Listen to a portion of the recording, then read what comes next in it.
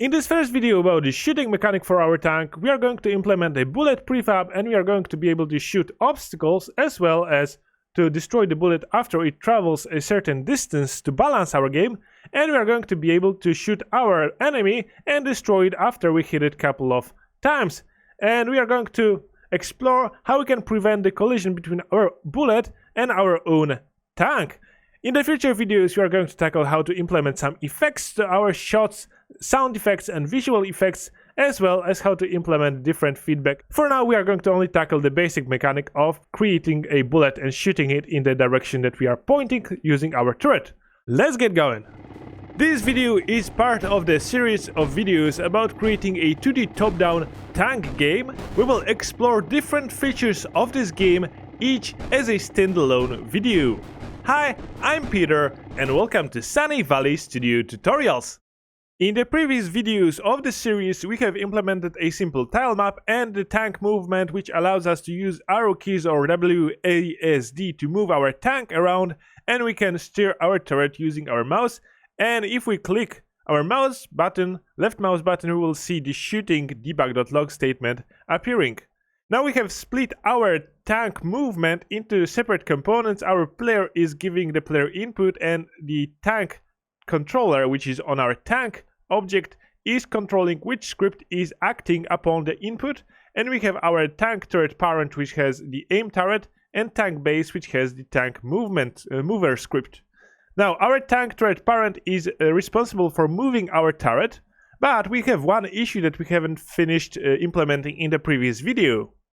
Our rotation of our tank parent is towards the red axis, so if we set transform.rotation equals something, the x-axis, so the red axis, will be pointing in this direction.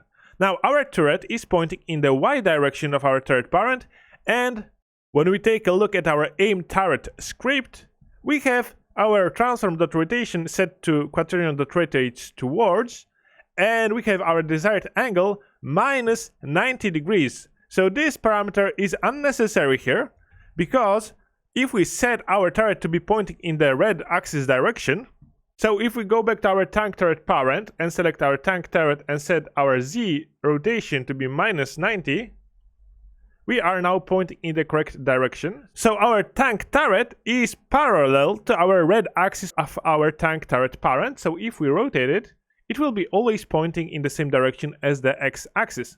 All we need to do is now to move our turret. So I'm going to set the Z rotation of our tank parrot to be 0 and move our tank parrot to be somewhere around here. And I want to set the Y value to be 0. So now if we rotate our tank parrot, our turret will be always pointing in the red axis direction, which will be set correctly. Now if we press play, we can see that our tank turret is rotating correctly without any modifications to the angle. Okay, great. So right now if you press left mouse button, we can see the debug.log statement shooting, but there is no bullet spawned or nothing is actually happening.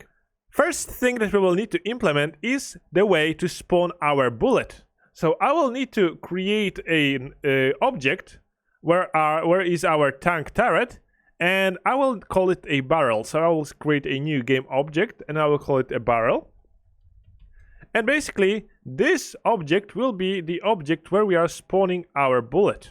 So again, I will ensure to rotate it by 90 degrees so our red axis is pointing in this direction, since now I will be able to take the rotation of this barrel and apply it to the rotation of our bullet when we spawn it. So we have our barrel. Now all we need to do is to actually create a bullet. So let's create a new game object. I'm going to call it bullet. And I'm going to add to this object a component of type sprite renderer. Now in the sprites folder or in the retina folder, we have our different bullets. I'm going to drag this bullet dark one to our sprite renderer, and I'm going to set the sorting layer to be bullets so that we can see it on top of everything else. Now as you can see, the bullet is pretty small. So I'm going to select the sprite and I'm going to set the pixel per unit value to be something like half of what I have set for other sprites. So 64, apply, and now our bullet is a bit bigger. Now this will give us a bit of better effect. We have our sprite renderer and we will use the physics engine of Unity to detect the collisions between the bullet and the other tanks or the objects in our game. So I'll add this rigid body here, rigid body 2D, and I will ensure that the rigid body gravity scale is set to 0 because I do not want the bullet to be affected by the gravity. Now, what else can we do? We can add a component, and let's call it, for example, box collider 2D, and we can see that it fits pretty good, so we can leave it like this. And let's make it into a trigger so that we want to only inflict damage if our bullet is triggered by the collider of our enemy or by other tanks or objects in our scene. So to make our bullet fly in the direction where we are pointing our turret, we will create a script in our scripts folder that will direct our bullet, and that we will use our rigid body 2D to make the bullet fly in this specific direction. So I have created a bullet script. I will drag it onto our bullet and I will open it up in Visual Studio. Great! So what I will want to implement here is that our bullet is flying in a specific direction for a certain distance, and if it reaches that distance, I will say that it has missed the target and will fall down to the ground. So basically I will destroy it after it reaches a certain distance from a shooting point. So I will implement a couple of fields here that will help us to create this logic. Okay. Now we have public variables, which is the speed of our bullet, the damage that it does, and the max distance that it will travel. Now, the vector to start position is the position where we start our bullet, so we can calculate the conquered distance, and if the conquered distance is greater than max distance, we will simply destroy the bullet. And we need to have a reference to our rigid body 2D, so that we can set our rigid body 2D velocity to make our bullet travel in a specific direction. Now, before we implement the logic to move our bullet, check out that the bullet is pointing in the Y direction. Now, this is important because we want to now make our bullet fly in vector to up direction when we spawn our bullet. Let's go back to our code. Okay. So we get in the awake the reference to our rigid body 2D. When we initialize our bullet, so when we create it, we need to call this method, and we will set the start position to be the transform.position so that we can perform the calculation of the distance, after which we will destroy the bullet. And we will set the rigid body 2D.velocity to be equal to transform.up. I think I have said vector3.up. It will be transform.up, which is the direction of our bullet in the local space, up direction, times the speed, so we will make our bullet fly in the direction where it is pointing, and we will rotate our bullet when we will spawn it in our turret of our tank. Now, this is it for the initialization. Now, as I have previously said, we will want to check the distance that our bullet has traveled before we destroy it. So let's see the two methods that we will need.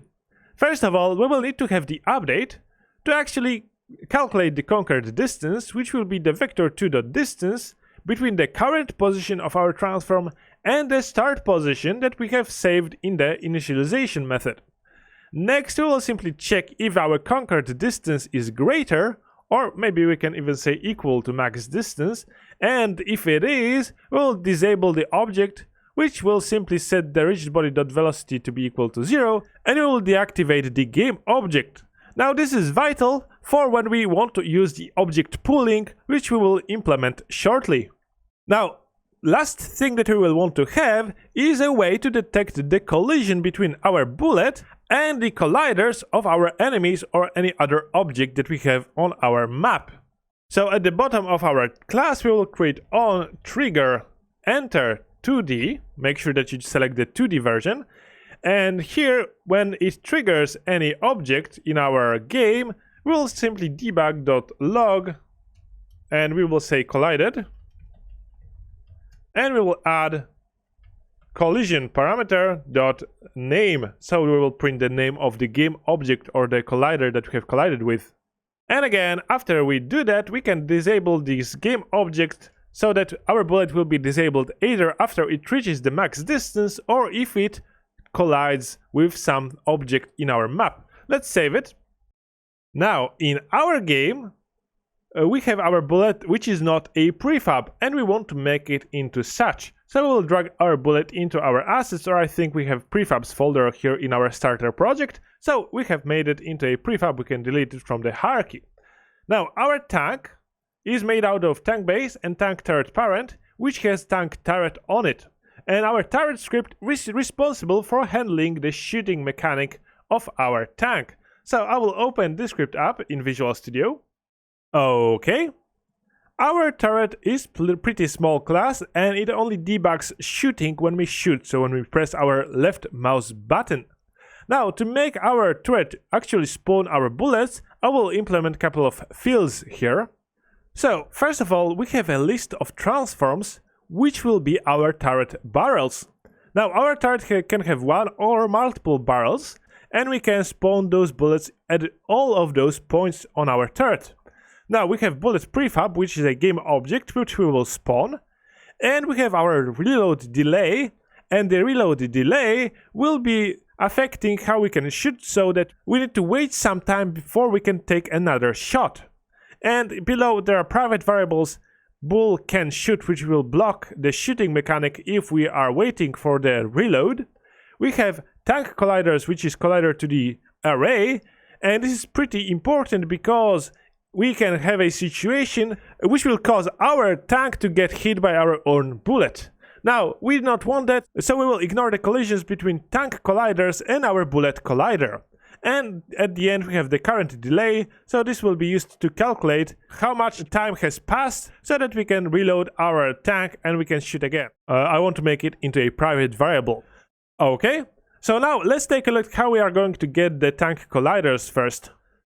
So here in the awake method, we are going to simply call get components in parent of type collider2d, and we are going to get all the colliders for our tank, and we are going to make sure that we have those this list of colliders so that we can ignore the collision between the bullet and the tank itself.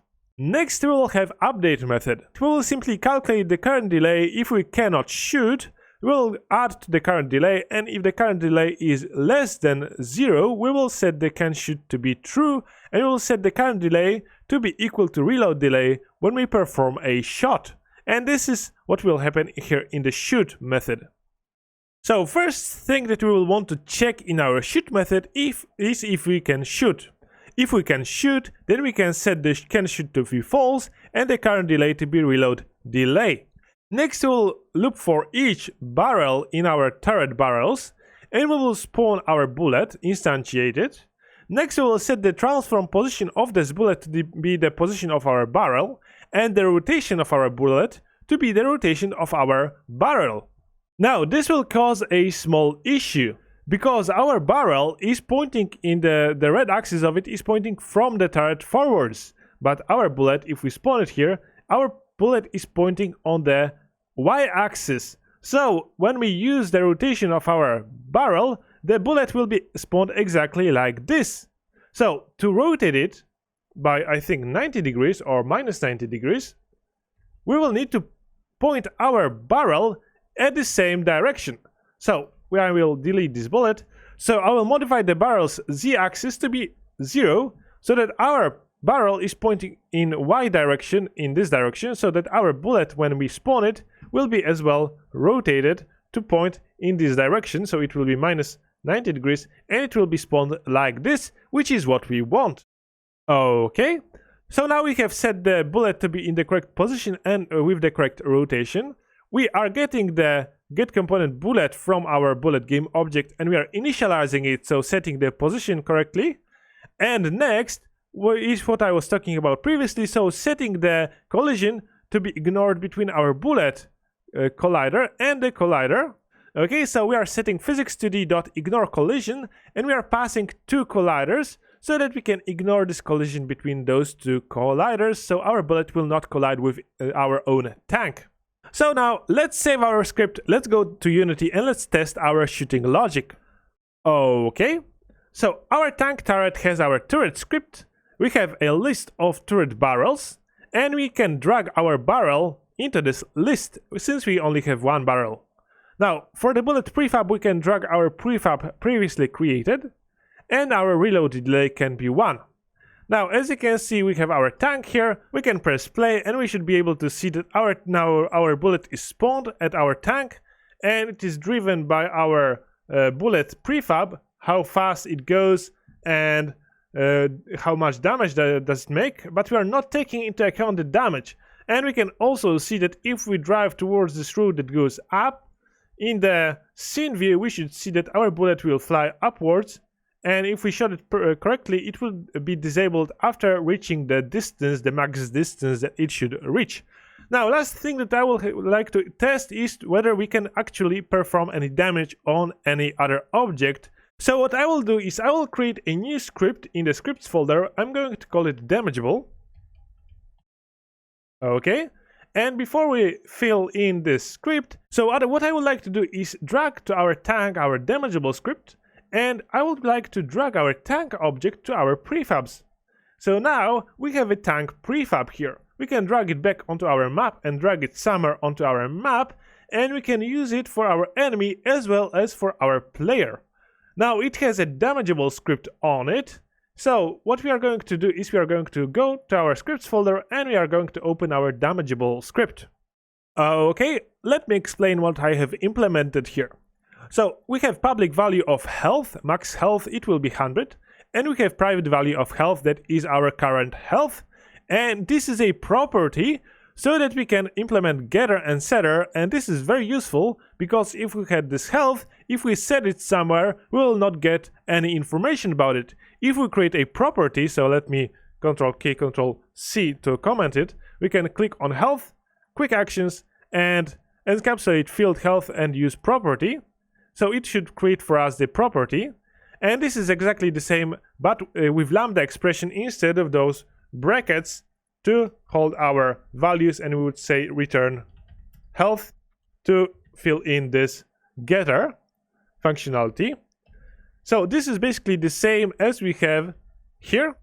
Now we are setting returning the health field and setting the health to be equal to value, but I have implemented a couple of Unity events so that we can have a UI for our health for the tank, whether it is player tank or enemy tank, and we are simply going to invoke a Unity event that takes float value, and we are passing the float health value, so the current value of health, divided by the max health so that we can get the value between 0 and 1. This way we can update our UI. We have also OnDeath event, OnHit event, and OnHeal event. In the start, we are simply setting the current health value to be max health. When we get hit, so we have a public method hit, we can get the damage point, and we are simply reducing the health value of our tank by the damage points, and if the health is less than 0, we are calling OnDeath event, else we are simply calling OnHit event so that we can implement some feedback to our hit. And we have a heal method that simply can be invoked to heal the tank that we have. Let's go back to Unity. So now our tank can be damaged if we invoke our hit method on the damageable script. So all we need to do is go to our bullet script and open it up. Okay, and as you might recall, we have our onTriggerEnter2D method that currently does nothing. So let's continue debugging what collider have we hit, so collider. And we would like to have code something like this. We are going to detect if our collision has the component damageable. GetComponent will return null if it doesn't find a component, and it will return this component reference if it does find this. So we are getting the damageable component, and if this is not null, we are going to simply call damageable.hit.damage, and after that we are going to disable our bullet. Let's save it, and let's go back to Unity. Okay, let's press play, and we should be able to see that if we shoot, we're getting the debug.log statement. If we now hit our tank, we're going to get the collider tank, and if we select our newly created tank, it should has the damageable script on it, and the max health is 100, but health is 95. So what we can do is increase in our bullet prefab. Let's say that we are going to increase the damage to be 50, and what we can do on our tank is we can attach to OnDeath event our tank object, and let's select the function to be a game object, and let's say that we want to set it active to false. Now what we can do is we can hit our tank. Our tank has 45 health again, and we have disabled our tank thanks to implementing the Unity event and our damageable script, which handles separately from all the logic that we have currently the health state of our tank. So for now, this is it for our shooting mechanic, but if we enable our game and we continuously shoot, we will see that we are creating those bullet clones and they will stay in our scene. Of course, we could call destroy on every of those, but a better way to handle those bullets would be to create an object pool script that would handle spawning multiple bullets at once. So we want to tackle this issue, as well as we have passed the parameters for our bullet in our bullet script. So what about if we want to create a faster bullet? We would have to create a new prefab and pass it to where we want it. So instead, we could utilize scriptable objects. Okay, so let's see the documentation, which are the containers, the data containers that you can use to salvage large amount of data independently of class instances. So we would create a scriptable object that would store all the data about the bullet, and it would pass the data for the bullet when we initialize it, so that we can have one bullet prefab, and we can pass to it any data that we want to modify its behavior based on the data that we pass to it. Okay, that's it for this video. I hope you have enjoyed it. If you want to support me, please take a look at my Patreon website. Check out my Udemy course about creating a 2D top-down shooter using the URP and Unity 2020. There will be a link with a discount in the description if you are interested. Leave a like, subscribe, and I will see you in the next video of this series. Take care!